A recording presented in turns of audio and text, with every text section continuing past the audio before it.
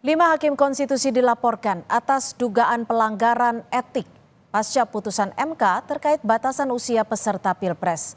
Pelapor menilai putusan itu melanggar peraturan MK hingga cacat formil. Sementara Ketua MK Anwar Usman tak permasalahkan adanya laporan itu karena putusan yang dibacakannya sudah sesuai tahapan dan aturan. Kita ulas lebih dalam bersama pakar hukum tata negara STHI Jantera, Bivitri Susanti.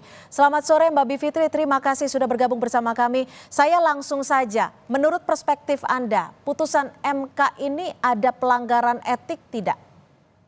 Menurut saya ada, karena yang paling kelihatan adalah benturan kepentingan antara Ketua MK dengan nama yang disebut oleh pemohon di dalam permohonannya. Ini permohonan yang dikabulkan ya, jadi langsung terlihat jelas orang yang akan mengambil keuntungan, walaupun dia bukan pemohon tapi disebut namanya, itu memang keponakan dari Ketua MK, itu yang paling jelas. Tapi hal lainnya juga banyak sih Mbak, misalnya bahwa legal standingnya pemohon, Mas Saki Biru, jadi legal standing itu kan apakah kita itu ketika menjadi pemohon memang berhak atau tidak mengajukan permohonannya. Biasanya akan diuji apakah betul kita mengalami kerugian sebagai akibat dari pasal yang dimintakan untuk diuji itu.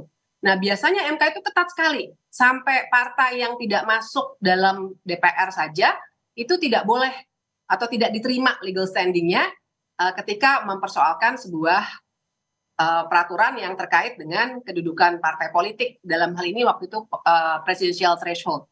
Nah tapi kenapa misalnya dalam putusan yang nomor 90 itu Almas Saki Biru yang salah satu argumentasinya adalah karena dia adalah pengagum dari Gibran Rakabuming, itu bisa diterima sebagai legal standing. Dan kemudian banyak lagi yang kita juga bisa baca semua sebenarnya di pendapat berbeda dari 4 hakim konstitusi yang dengan gamblang menceritakan begitu banyak ketidaknormalan dalam hukum acara yang dilakukan waktu pemeriksaan permohonan itu berlangsung sebelum diambilnya putusan tersebut. Jadi sebenarnya sudah banyak poin-poin penting yang dinilai ada pelanggaran etik. Jika memang terbukti ada pelanggaran etik, ini sanksi atau hukumannya bagi yang dilaporkan akan seperti apa?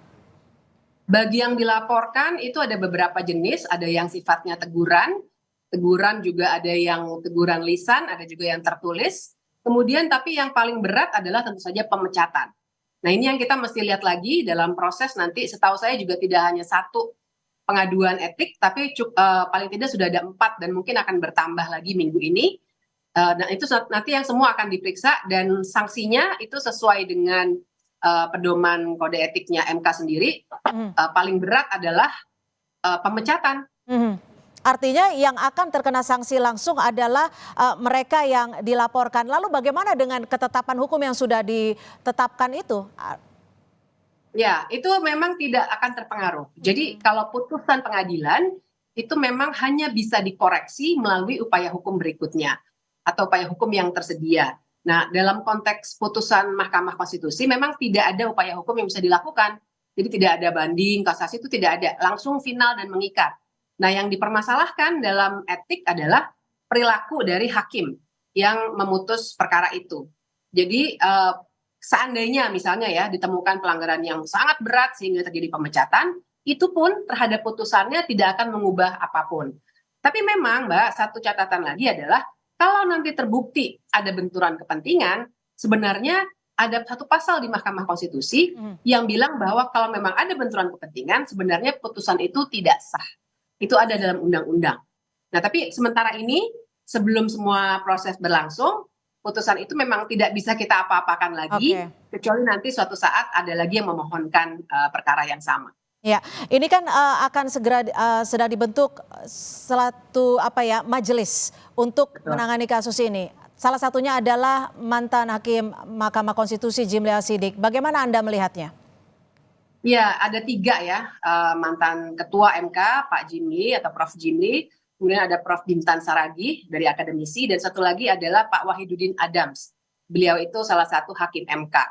Saya masih punya catatan sebenarnya, tak kurang hormat saya pada Prof Jimli, apalagi beliau juga mantan ketua Mahkamah Konstitusi. Tapi kita semua publik sudah tahu bahwa sekarang Prof Jimli juga membantu di timnya Pak Prabowo sebenarnya ya. Kemudian itu saja menurut saya sudah menjadi catatan yang artinya nanti MK harus membuktikan kepada publik bahwa memang benar dia bisa mandiri meskipun ada catatan-catatan ini. Tapi bahwa ini sudah dibentuk, bisa segera bekerja, ini satu step gitu ya, tapi catatan itu tidak boleh kita pinggirkan begitu saja. Oke, apakah nantinya catatan yang Anda garis bawah ini akan menimbulkan konflik of interest?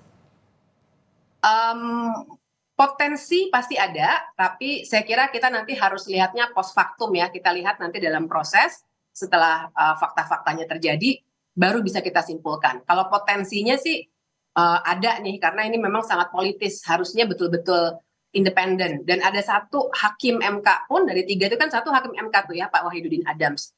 Itu juga berpotensi membuat MK ini akan cenderung sungkan barangkali untuk memberikan sanksi yang terlalu keras begitu. Padahal ini sebenarnya pelanggarannya sangat berat. Oke, baik. Terima kasih Mbak Bivitri Susanti, pakar hukum tata negara STHI Jantera, sudah bergabung bersama kami di Kompas Petang.